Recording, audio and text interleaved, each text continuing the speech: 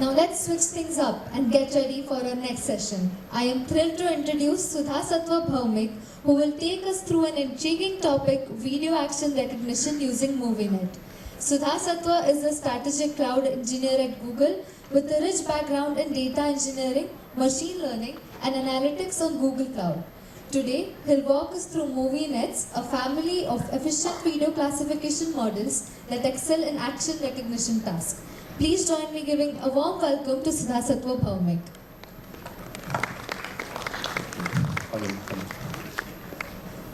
Yeah, I think you can hear me. Hello, can you hear me? Thank you. Yes.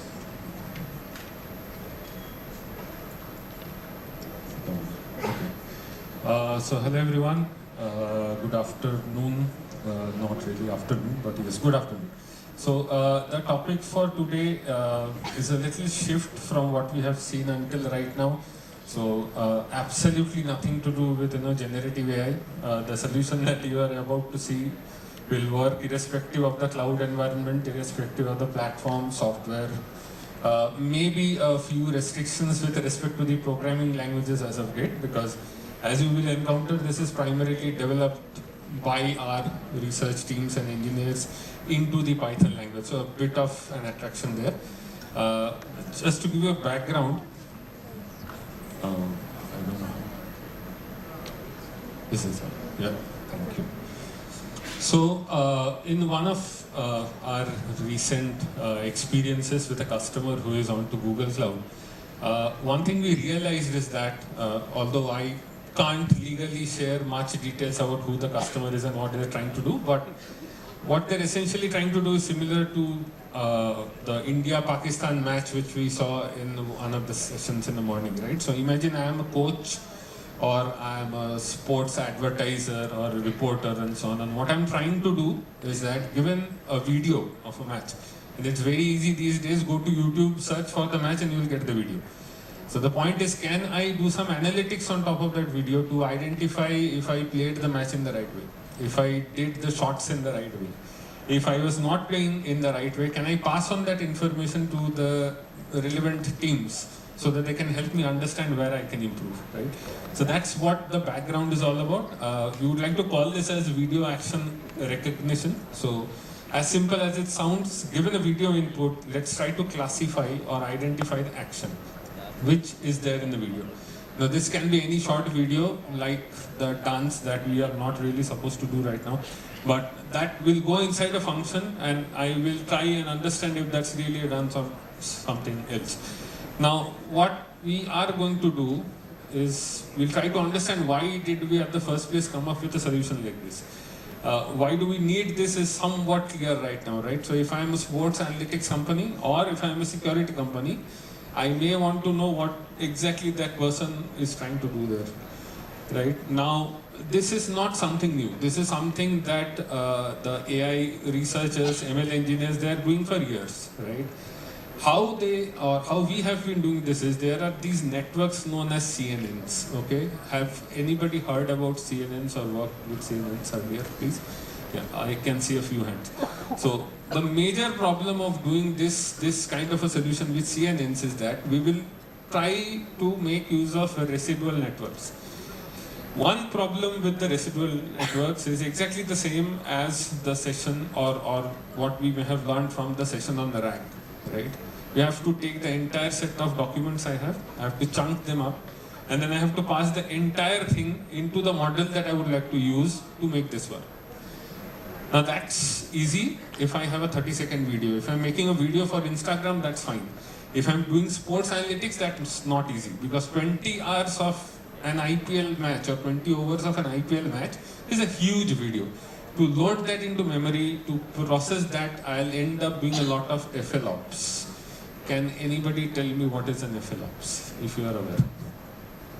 Floating point operations. The number of floating point operations you have to do while you are doing any sort of AI application, right?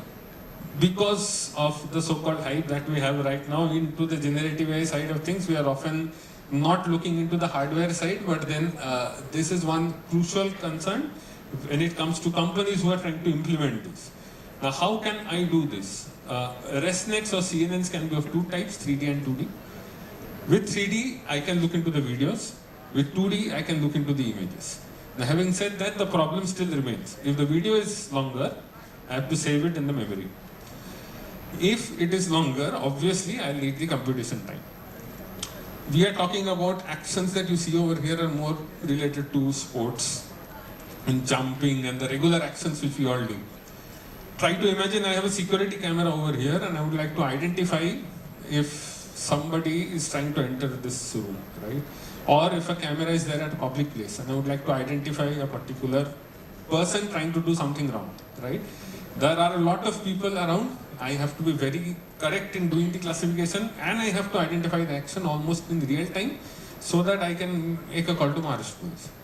That's where the challenges come. So we have to bridge this gap somehow and we have to make this faster. So that's what we are going to learn today. One way of doing this that we have found out is known as MoViNet. MoViNet is also short form. It's known as mobile video networks. If anybody is already using a Pixel device right now or is planning to upgrade to a Pixel, Pixel already uses this in the background. There will be some new features that will come into the future. Inside the phone, when we take a video, we may be able to do something with it. But right now, any kind of object detection that we could do is already powered by a model like this. And then there are already customers who are using this onto Google Cloud Platform. Now, the idea behind the model is that we have created multiple various versions of the same model. And the reason why we have done that is, depending on the type or the category of the video, let's say the frames per second in the video, the length of the video, size of the video, type of the video, a particular type of a model will be able to solve a particular type of use case. Right? So that's exactly why we have model IDs numbered from A0 to A5 as of now. A5 does not necessarily mean that it is the best, right? It is meant for a particular type of work and A0 is meant for a particular type of work. Now, how are we able to really do this? Or how is this research actually better than anything else that we are already doing? The first thing that we have to understand is, for example, when anyone here in this audience or anyone outside is doing a Google search, that old age page rank system which is to rank pages based on links going inside and outside, that age is gone. At this point in time, everything is based out of neural network search, also known as neural architectural search, that is known as NAS. We figured out, or the research team figured out a way to fine tune that in a particular way that the same idea can be used over here, right? Now, that's good, okay. But that does not solve the basic problem with space and memory. How do we do that? We do a very simple exercise. If I want to consider a video in a simple way, which is a video, let's have something happening like me talking on the stage for only 10 seconds. If I break that video into segments of 1 second each, then each second becomes an image. And now my work becomes much easier. Rather than looking at the entire video, let's look at the frames. I can break the video into frames and try to identify or do my activity on each and every frame. This is known as stream buffers, right? We are buffering the stream, and for each and every entity in the stream, I would like to perform the same activity of identifying the action or the object, right? Now, how do I do that? This is the regular architecture. If for people who have already worked on to CNN, they are already aware of this. But this all circles and diagrams which you see over here, just to quickly explain you, is where if you input a video that you see on the left side of your screen, yeah, if that's all the frames of a video, those are the neurons, the units, the mathematical computations that a network will do to figure out what is there inside that video frame by frame. Now, having said that, how do I make it work with good efficiency using stream buffers is that we have a concept here that is known as pooling. So for each and every layer, what we are doing is we are learning something in each of the layers and we are trying to pass that on in the next layers, right? While we are doing that, all we are going to do is we are going to add a layer which is doing a streaming evaluation. It works in two ways.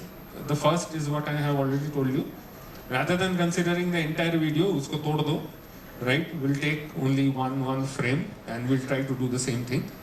And or we don't want to look at anything that has happened in the past. Once a frame is already processed, I'm not going to process it anymore. If any one of you have worked with a publisher-subscriber sort of a software, right, then you know what I'm actually talking about. So if a message is already act, then I don't look into the message.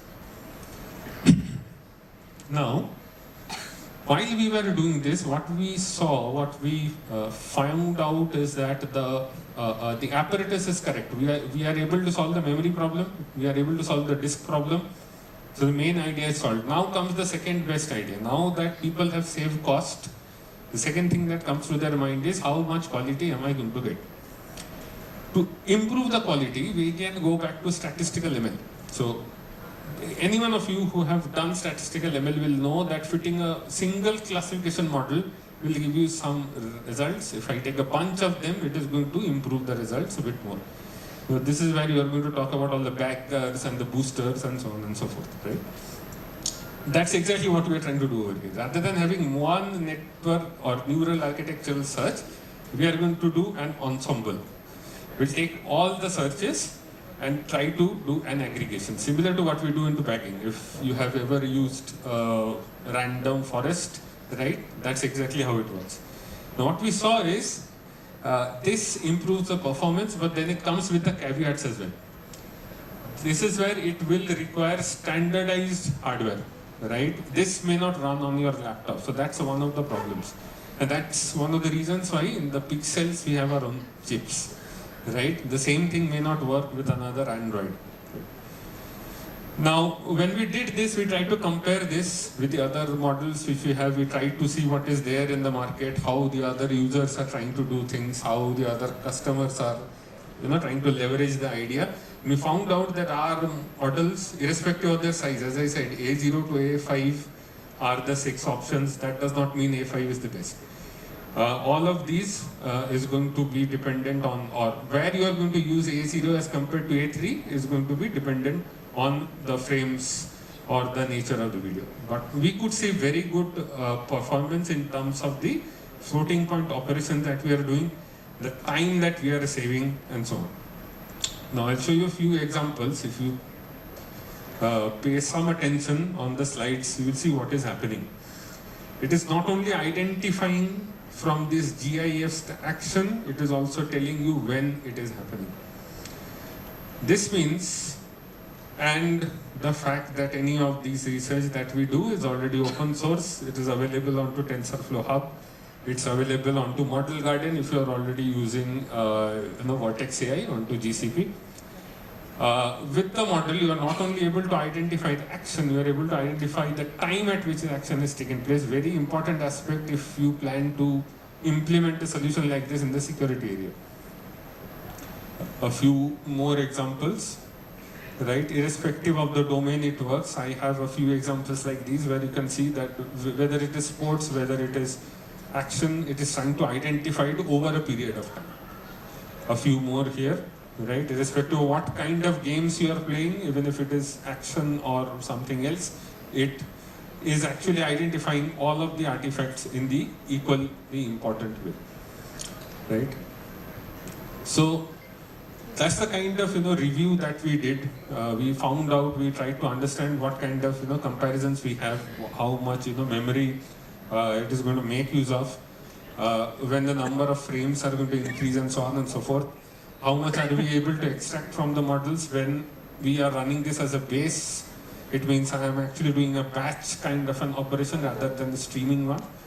And then we also researched the idea that whether I can feed the video as a saved file, or I can also have a camera which is going to in real time feed the video and then I can get the actions. So in both the cases it works.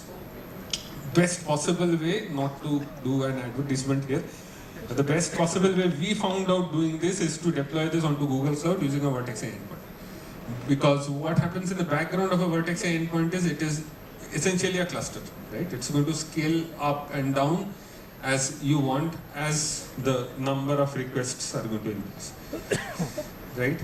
In the same way, the most or yet another important thing that we can take into account is that now there is no dependency that the customer or the team, the company would like to do this, even if that's a startup, will require GPUs. We have already heard this in the market that the people are looking for the GPUs, and it's easier to find a criminal than a GPU these days. But then it's not dependent on the GPU, because under the hood it's created using the TensorFlow library that we had already open source. That works by identifying the platform. So if you are using a GPU, all good. It means the cost will be a bit higher, but then the inferencing speed will also be very good.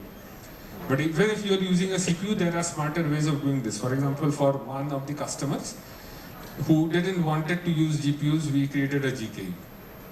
So using a Kubernetes environment, we are able to scale this application really well. And that too without using or without losing in terms of the accuracy or the performance. So what is there in the future? In the future, what we are going to add, right now what we are doing, if you go to Google Cloud right now, you will find this, and specifically I have not added anything related to GCP in the slides because I don't want to make this specific to GCP. This will work anywhere, irrespective of the environment, platform or cloud. Right? Right now we are able to identify the objects, we are able to identify the actions that they are taking, which means it's straight away applicable to mobile phones, straight away applicable to sports analytics, or even into security. In future, what we are going to talk about is segmentation. We will try to detect the objects while the frames are actually moving, and then we would also like to do use cases that's similar to multi-frame optical flow, right? We would like to maybe extend this idea to identify if a car is speeding or a person is chasing another one only by getting the feed from the video. Just for the sake of this information or to have a completeness here, this is the comparison of all of the models which we have, A0 to A5 on various different GPUs. In this slide you see just one example of a V100 GPU. So on this NVIDIA GPU, that's how it sounds, or that's how it is going to perform. As you can see, each and every type of the model, A0 to A5, is actually directed or instructed to work on a different kind of a video, right? So if A0 is working on a video that's smaller in size, A5 might also work on a video that is much higher in size, right? But the main change that comes is with respect to the type and the frame rates. For the enthusiasts who would like to know how this was trained, there's already an open source data. Usually in this sector, all of the data that is used to train the models are already available. That's known as Kinetics 600. This data set contains all of the possible human actions that all of you can do, right, including me. So all of the possible human actions like walking, jumping and so on and so forth is already there in the data set which was used to train the model, and then as you can see on the screen, we were able to compare this with the rest of the models that is available in the market, and we see, just to share an example with you, I believe that's the end of my slide, so I'll just share the example of those two customers whom I was working with. So most of the cases that happens that when you start working with a customer, they have not seen the output. So just because you are from Google research does not necessarily mean that they are going to trust you blindly, right? So you need to do some sort of a POC with them, for which they had shared only 4 videos with me. It's a US-based company, and they have basketball matches going on in US schools. They've taken the recordings, they've shared only 30-second clips of 4 videos only, and they want to see how good the model performs. I trained the model, or the version of the model that's available onto GCP, with only those 4 videos, and I got an out-of-the-box accuracy of 83%. So this proves, or the reason why I'm saying this is not to encourage you to use the model only, but also to tell you that these sort of architectures, which uses neural architecture level search and stream buffers and efficient uses of pooling and streaming of data and so on, will eventually also work in case you have lesser training data. So there are ways to take care of the fact that you may not have a lot of training data to be fed into a model, right? That's the last slide. We are also able to do batch operations out of it, and the results are equally good. I think I'm done from my side. Thank you so much for your time.